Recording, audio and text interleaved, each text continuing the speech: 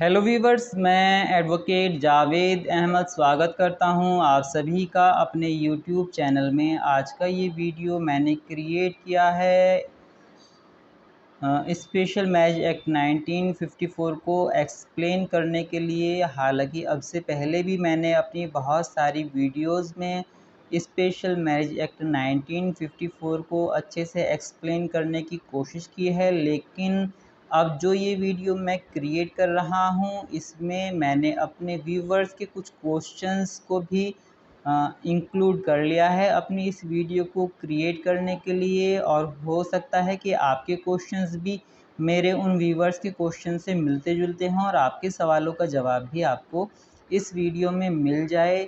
तो शुरू करते हैं अपनी इस वीडियो को। सबसे पहली बात यह है कि स्पेशल मैरिज एक्ट 1954 क्या है, इसको क्यों बनाया गया और इसके बनाने की वजह क्या थी और क्या औचित्य, क्या मंशा रही होगी इसको बनाने के लिए।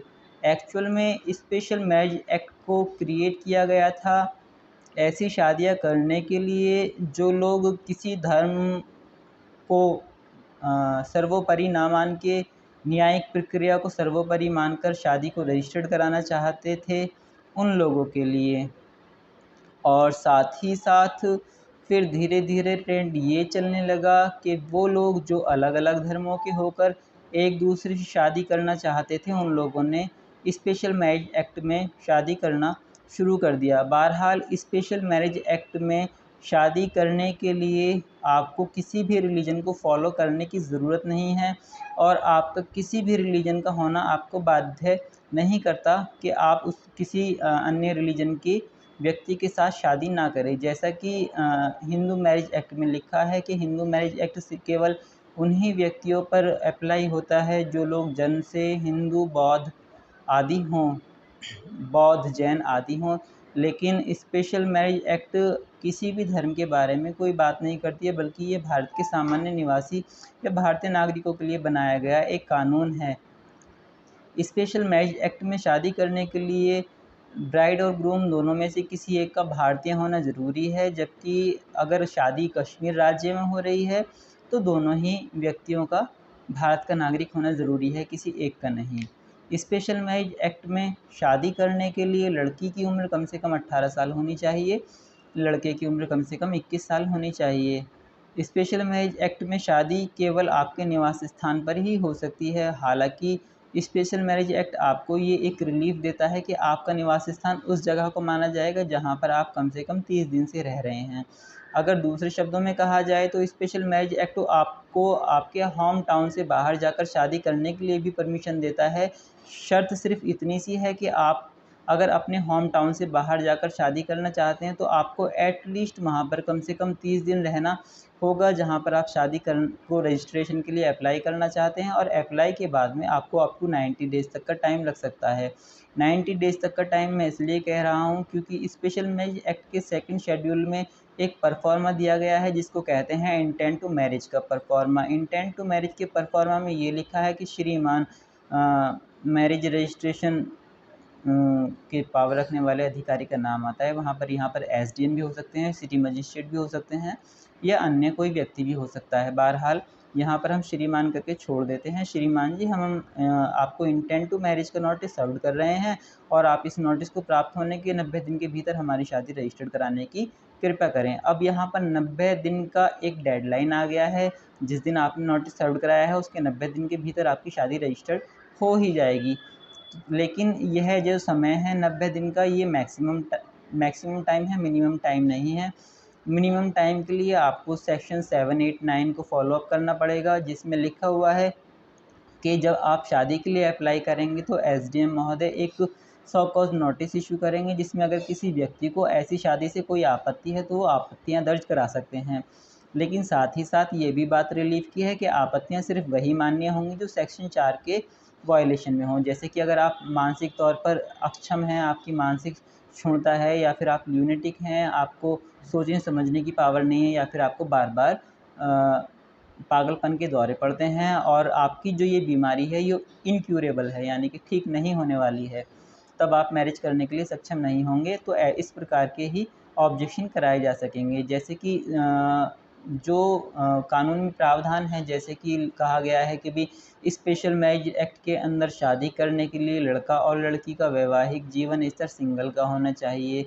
सिंगल से मतलब ये है कि आपका कोई भी जीवित पति या पत्नी उस समय पर नहीं होना चाहिए, चाहे तो आपकी उससे डाइवोर्स हो चुकी हो, चाहे वो भगवान को प्यारा हो गया हो, अल्लाह ने उसको अपने पास बुला लिया हो। बहरहाल, अगर आपका वैवाहिक जीवन स्तर सिंगल का है, आप अविवाहित हैं या फिर आप सिंगल स्टेटस से हैं, तभी आप स्पेशल मैरिज एक्ट में शादी रजिस्टर्ड कराने के लिए एप्लीकेबल हैं, अदरवाइज़ नहीं हैं। दूसरी बात करेंगे कि स्पेशल मैरिज एक्ट में शादी करने के लिए क्या हमें पुलिस प्रोटेक्शन मिल सकती है। तो आपको ये जानकर अच्छा लगेगा कि हाँ, अगर आपने स्पेशल मैरिज एक्ट में शादी करने के लिए अप्लाई कर दिया है और आपके पास में अप्लाई की कॉपी है, तो आप उस अप्लाई की कॉपी के आधार पे कि भी हमने स्पेशल मैरिज एक्ट में शादी करने के लिए अप्लाई किया हुआ है और सच एंड सच लोगों से हमें खतरा है कि वो हमें जान से मार सकते हैं या हमें क्षति पहुंचा सकते हैं, हमारी जान माल को खतरा है, तो आप हमें सुरक्षा प्रदान करें। तो ऐसे व्यक्तियों से सुरक्षा प्रदान कराई जा सकती है शादी अप्लाई करने के बाद ही तुरंत। यानी कि अगर आपने आज शादी अप्लाई की है तो कल को भी आपको सुरक्षा लेने के हकदार हैं।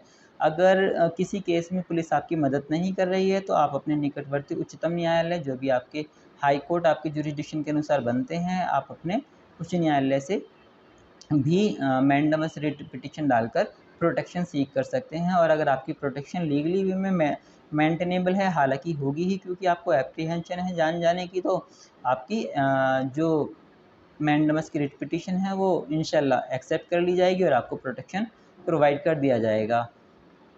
अब बात करते हैं कि भी अगर लड़का और लड़की दोनों अपने घर से भाग कर आ गए हैं, स्पेशल मैरिज एक्ट में शादी करना चाहते हैं, अपने होम टाउन से बाहर हैं, तो क्या शादी के लिए अप्लाई कर सकते हैं? तो भाई मैं आपको क्लियर कर देना चाहता हूँ कि अगर आप अपने घर से भाग कर आ गए हैं, अपने होम टाउन पर नहीं हैं, अलग अलग आपके रिलीजन हैं, तो आप अभी शादी करने के लिए अप्लाई भी नहीं कर पाएंगे, क्योंकि आपको अप्लाई करने के लिए एटलीस्ट 30 डेज़ का टाइम तो चाहिए जहाँ पर आपका लोकल रेजिडेंट हो। अगर आप अपने घर से भाग कर आ गए हैं तो एसडीएम महोदय आपके जो इंटेंट टू मैरिज का नोटिस है उसे एक्सेप्ट कैसे करेंगे? वो तो एक्सेप्ट भी नहीं हो पाएगा ना, क्योंकि आपका एटलीस्ट 30 डेज़ का लोकल रेजिडेंट जो एक्ट प्रोवाइड करती है वो भी नहीं है आपके पास में।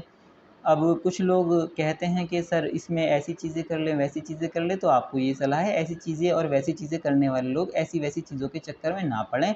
जो करना है सब कुछ लीगल वे में करें, इल्लीगल कोई वे अडॉप्ट ना करें। अगर आपको किसी लड़की को भगा कर भी लेकर आना है, आप उससे शादी करना चाहते हैं, भगा कर लेकर आना है, इट मीन्स उसकी मर्ज़ी से लेकर आ रहे हैं भाई, कोई फ़ोर्स नहीं, सिर्फ़ प्यार मोहब्बत की बात है, कोई फ़ोर्स नहीं। अगर आप किसी लड़की के साथ में इस तरह से शादी करना चाहते हैं तो भाई अपनी बुद्धि को इतना दुरुस्त कर लें कि आप पहले से ही जहाँ पर शादी के लिए अप्लाई करना चाहते हैं एटलीस्ट 30 डेज़ प्रायर तो वहाँ पर रहना शुरू कर दें, ताकि आप एसडीएम महोदय के सामने अपना एक इंटेंट टू मैरिज का नोटिस सर्व करा सकें और आप अपनी प्रोटेक्शन सीक कर सकें। अब कुछ लोगों का कहना ये होता है कि सर अगर हमने प्रोटेक्शन सीक करी और हाई कोर्ट में हम गए हुए हैं प्रोटेक्शन के लिए, तो क्या माँ-बाप को उनसे लड़की से बात करने का हक भी नहीं होगा? अगर लड़की ने न्यायालय में ऐसा कोई बयान दिया है कि भी मैं अपने माँ-बाप से बात भी नहीं करना चाहती हूँ, तो बेशक उसके माँ-बाप को उससे बात करने का भी हक नहीं होगा। उम्मीद करता हूँ कि आपके सारे सवालों के जवाब आपको मेरी इस वीडियो में मिल चुके होंगे। अगर आपको अभी भी आपके जवाब नहीं मिले हैं, तो आपसे रिक्वेस्ट है कि आप कमेंट बॉक्स में कमेंट ज़रूर करें। मैं पूरी कोशिश करूँगा कि आपके सवालों के सही जवाब आपको प्रोवाइड कर सकूँ। और अगर आपको किसी भी तरह की कोई लीगल कंसल्टेशन चाहिए जो क्रिमिनल लॉ से रिलेटेड हो, तो मैं आपका स्वागत करता हूं कि आप कमेंट बॉक्स में अपनी परेशानी को भेजिए। मैं इंशाल्लाह उस पर एक नई वीडियो क्रिएट करूंगा और उम्मीद करता हूं कि आपकी जो परेशानी होगी मेरी वीडियो देखने के बाद में ख़त्म हो जाएगी। तो मैं जावेद अहमद एडवोकेट आपसे विदा लेता हूं, फिर मिलेंगे अगली नई वीडियो में। तब तक के लिए अल्लाह हाफिज़। और हाँ, आपसे एक रिक्वेस्ट है, अगर आप मेरे चैनल पर नए हैं तो प्लीज़ मेरे चैनल को सब्सक्राइब ज़रूर कर लीजिएगा। ठीक है, बाय बाय।